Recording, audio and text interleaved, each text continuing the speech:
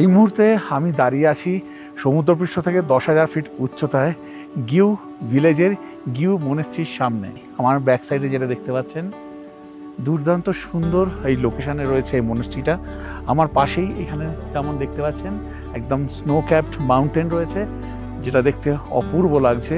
আর এখানেই বৌদ্ধ ভিক্ষুক সাংঘা তেনজিংয়ের 500 বছরের পুরনো মমি রয়েছে, যেটা একদম প্রিজারভেটিভ ছাড়াই রয়েছে। চলুন সেটাও আপনাদেরকে দেখাবো।